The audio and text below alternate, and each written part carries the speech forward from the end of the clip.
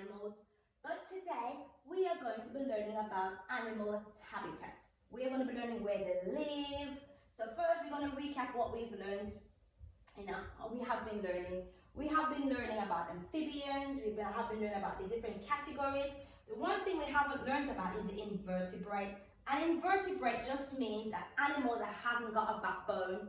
We know that in dogs, we've got a backbone called a spine. And in humans, being a mammal, we have got a spine. But there are animals like slugs and snakes, and they haven't got a backbone. So that's called an invertebrate. Now, as I said, we are going to be looking at habitat. Now, the definition for habitat says it's a natural home or environment of an animal or plant. So, for example, we know that our habitat as humans, we live in a house, we've got homes.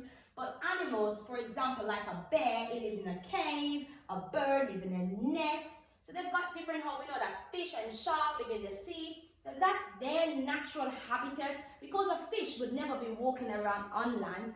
No, we would never see that. But we know that their habitat is where they live, is in the sea. Now, which animal live in our locality? And our locality just simply means in our environment. It could be in your back garden, it could be with your next door neighbor, it could be that you have got a pet at home, which is a dog. Where have you seen animals in your area? So our area is just basically where we live, our environment.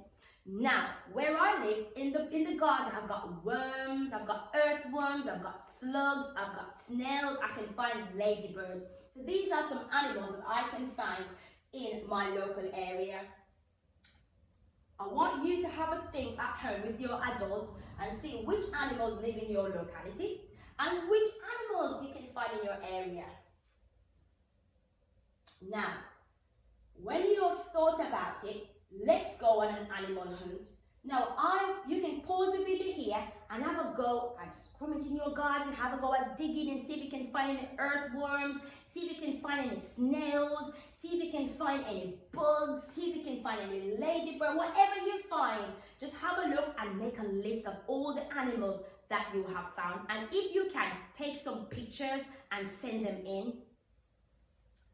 Now, when we have gone out and we have found all these animals and taken pictures and have written down all these things, what we're going to do, we're going to do a table.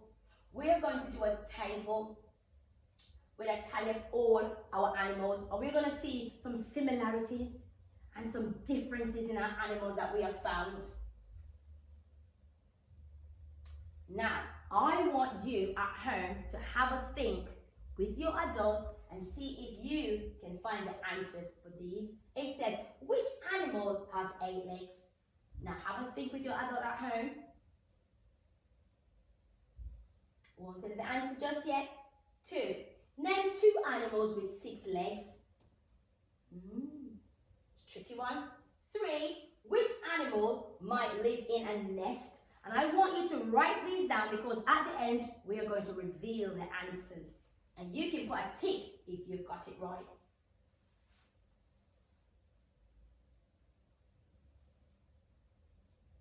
Now here's another question.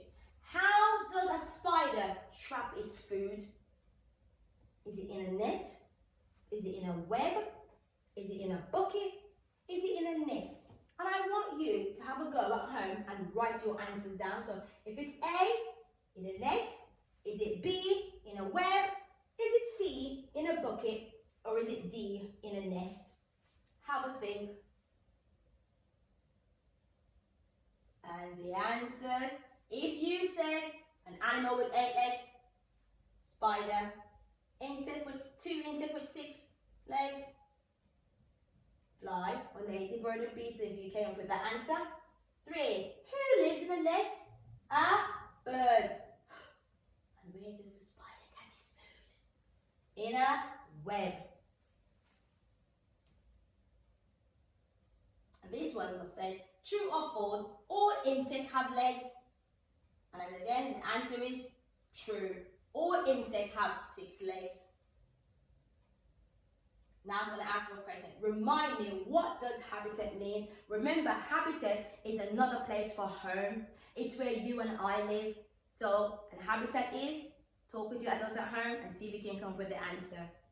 Fantastic if you have said that a habitat is a natural home or environment of an animal or even us as human beings, mammals. There we go, let's review the answer. Yes, see, a natural home or environment of an animal or plant. Now, your task, remember, is when you pause the video, you should have gone out and dug up and see the animals you found. Now, we have went out and we found some animals.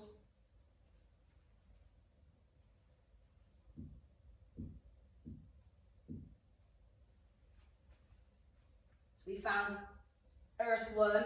Ugh. So we found some earthworm, and these are very good for soil. So the earthworm. We found a snail. We found a slug. And we found a ladybird. Now, remember, we said we're going to do a chart. So I'm going to do my chart and show you. So I draw my line down and across. My lines are not straight, but if you are at home and you want your line to be a bit straight, you can use a ruler or you can ask your adult to help you.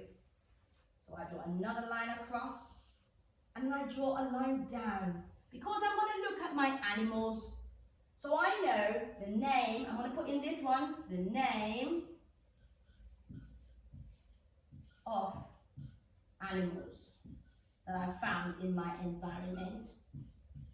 And then in this section, I'm going to put number of legs. Number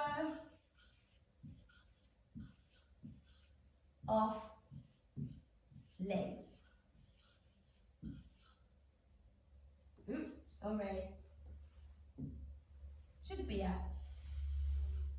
So one leg, many legs. Now, in the name of my animals, can you remember what animal I found? If you said, and I'll put earthworm,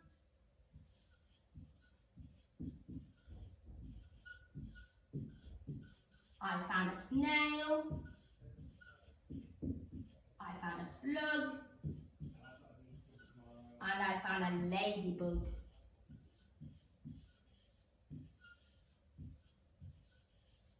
I can draw a line like that across for that side. I can draw a line like this across for that side. I can draw another line like that.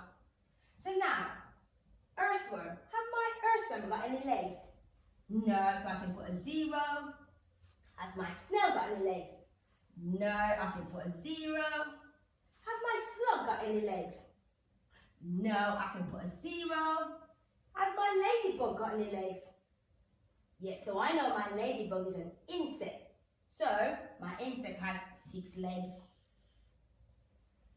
So I look at my chart and I realize in my local environment, I have come up with this chart that most animals that I have found have got no legs.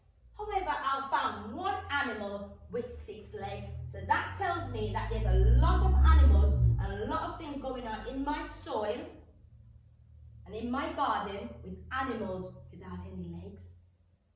There's not much activity going on with animals with legs because I only found one ladybird. So that was our independent task. Now, our next task, we look at this diagram. It says, choose an animal from your local area. So you can choose one of the animals that you have found. It could be the earthworm, it could be the bug, it could be the ladybird, it could be a bee, it could be a wasp. Whatever you have found, I want you to draw a diagram. So you can have a picture of, for example, we've got a picture of a bee here, and we can label the parts. So we know that this is his antenna, he's got a head, this says he's got a thorax, and he's got an abdomen, and he's got some legs. Now, if you don't know all the parts of the animal, you can always use a dictionary to tell you, or you can use the internet to look up an animal and its body parts, explain how the parts help it to survive. So we know that its wings help him to fly away quickly from predators. He's got something in his bottom that can sting you if you come near or if you trouble where he is. So it says bees have 6 legs to help them move about on plants and to collect pollen. Bees have wings so they can fly from plants to plants collecting nectar. And the antenna help them to touch and taste and smell. So just like us, we have got sense of touch, we have got sense of sight, we have got sense of smell, we have got sense of taste, we have got sense of hearing. So the bees have also got different senses. So I want you to have a good go at looking for an animal and finding the different body parts and how it helped them to survive. Now we have just accomplished our task because on our task we did put number of legs and the animals that we found. Remember, we found a ladybug, we found a slug, we found a snail, and we put them all in, and an earthworm, and we put them all in our diagram, and we realized that there's more animals without legs than there were with legs. Now I want you to have a go. Which animals can live anywhere? Have a go and look on the internet and tell which animals can live anywhere. Some animals only live in one place. Other animals live all over the world. Try to think of some animals that can live anywhere in the world. Why are they so good at this? Where might they find it hard to live? For example, where they can live anywhere is called adaptation. They adapt to the society, they adapt to the environment. So I want you to have a go and have a look on the internet and send all your information in. Well done and good luck, year 1.